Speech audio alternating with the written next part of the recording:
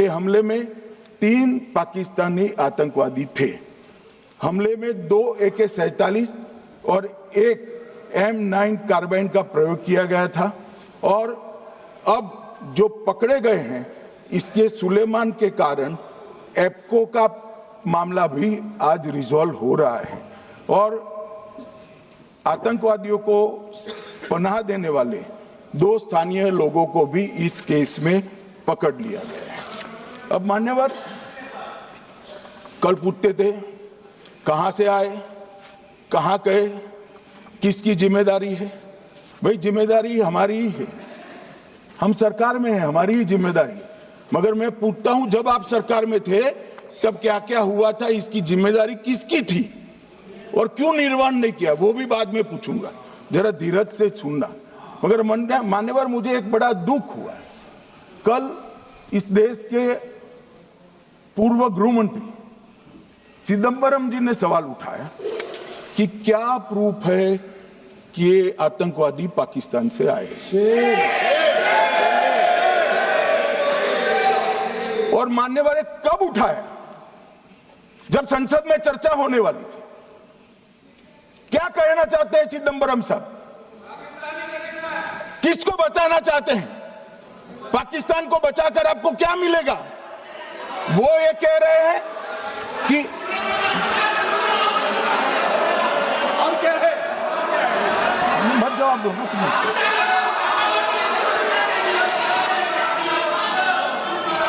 मान्यवर हमारे पास, मैं आज चिदंबरम साहब को कहना चाहता हूं, मैं आज चिदंबरम साहब को आपके माध्यम से कहना चाहता हूं, हमारे पास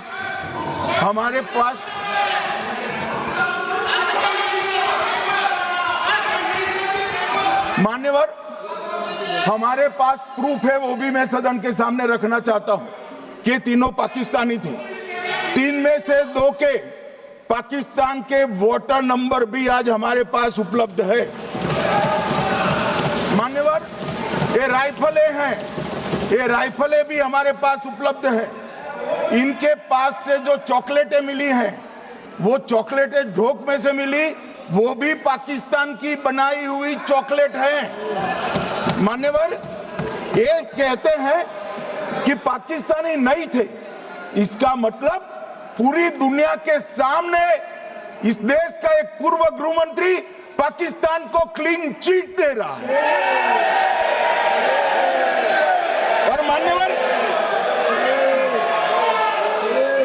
और मान्यवर वो पाकिस्तानी आतंकवादी नहीं थे ऐसा बोलकर श्री चिदंबरम अगर पाकिस्तानी आतंकवादी नहीं थे तो पाकिस्तान पर हमला क्यों किया, वो भी सवाल खड़ा कर रहे हैं।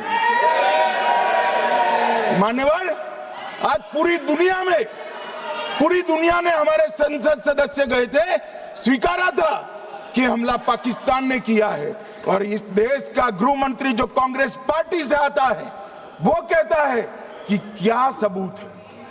अरे मुझसे मांगते हैं, मैं दे देता, टीवी से मांगते हैं, पूरी दुनिया के सामने उजागर करते हैं, शख्स सुबह खड़ा करते हैं। पाकिस्तान को बचाने का इनका ये षड्यंत्र आज 130 करोड़ लोग जान रहे हैं। बच नहीं पाओगे आप लोग, बच नहीं पाओगे। मान्यवर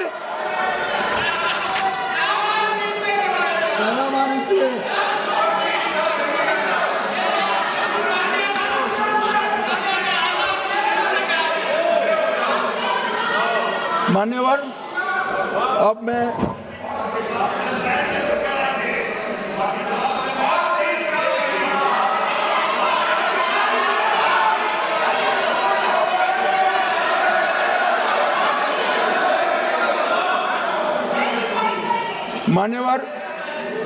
अब मैं पहलगांव आतंकी हमला और ऑपरेशन सिंदूर,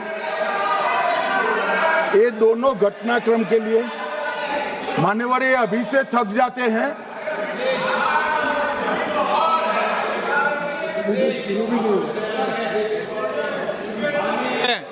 प्लीज बैठिए।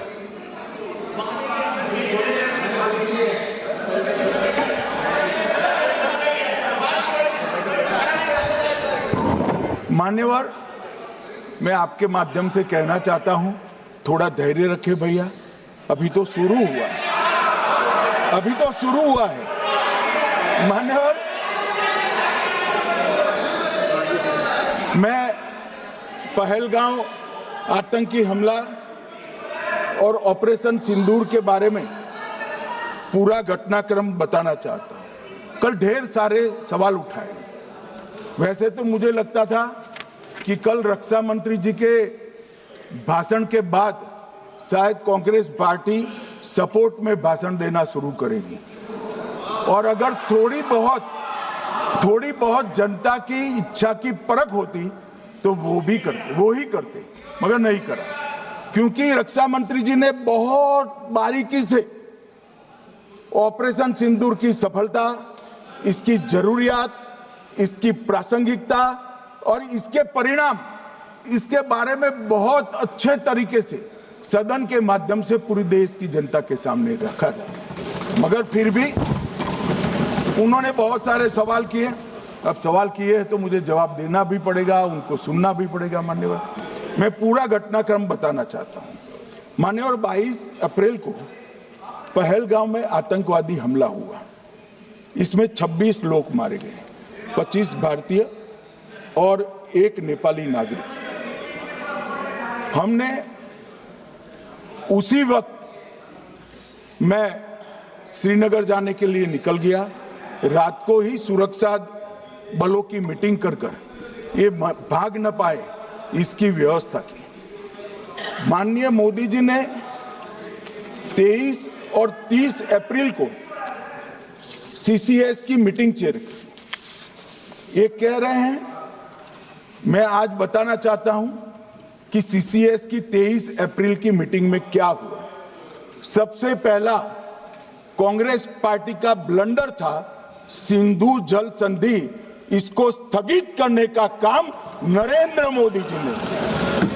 हमने अटारी के माध्यम से एकीकृत जांच चौकी जो चलती थी उसको बंद कर दिया। पाकिस्तानी नागरिकों के सार्क वीजा को सस्पेंड कर सभी को वापस पाकिस्तान भेजने का काम किया। पाकिस्तान स्थित उच्चायोग ने रक्षा, सैन्य, नौसेना के सलाहकारों को अवांछनीय व्यक्ति घोषित किया, संख्या को 55 से घटाकर 30 किया और सीसीएस ने ये संकल्प लिया कि जहां पर भी ये आतंकवादी छुपे हैं उनको और उनकी ट्रेनिंग करने वाले अड्डों को सेना, पुलिस, सीआरपीएफ, बीएसएफ उचित जवाब देगी। मान्यवर, जिस तारीख को ये हुआ उसी दिन ये निर्णय हो चुका। मान्यवर, इसके बाद में कल गोगाई जी कहते थे मोदी जी 24 को पहलगाम जाने की जगह बिहार गए। सुनो यार। मान्यवर, मोदी जी जब ये पहलगाम घटना हुई यहां नहीं थे, विदेश में थे। आने के बाद तुरंत सीसीएस बैठक की और मोदी जी जिस दिन बिहार गए उस दिन पहलगाम में कुछ नहीं, कोई नहीं था, सिर्फ राहुल गांधी थे। सारे लोग चले गए थे, सारे लोग वहां से अपने अपने ठिकाने पर चले गए थे। मगर इन्होंने एक बात कही, उस पर मेरी आपत्ति है। मान्यवर, उन्होंने कहा 24 अप्रैल को चुनावी भाषण किया। मान्यवर, देश का नेतृत्व करने वाले देश के प्रधानमंत्री की फर्ज होती है कि देश की संप्रभुता पर, देश के नागरिकों पर अगर ऐसा जघन्य हमला होता है तो जनता की भावनाओं के अनुरूप जवाब देना चाहिए। मान्यवर, मैं आज आपकी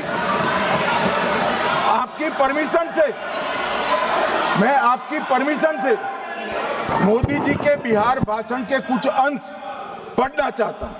कोट अनकोट है। 22 अप्रैल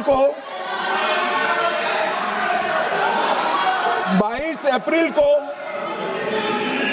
पहलगाम का यह हमला केवल निहत्थे पर्यटकों पर नहीं बल्कि पूरे भारत की आत्मा पर एक दुस्साहसपूर्ण प्रहार है।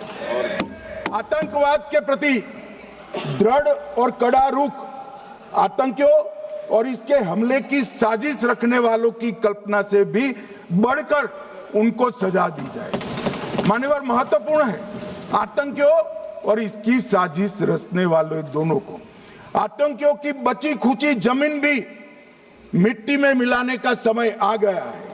140 करोड़ भारतीय इस बात के लिए एकजुट है कि आतंकी आकाओं की कमर तोड़ दी जाएगी। भारत हर एक आतंकवादी और उनके समर्थकों की पहचान करेगा, उनका पता लगाएगा और उन्हें दंडित करेगा। आतंकवाद कभी भी भारत की आत्मा नहीं तोड़ पाएगा।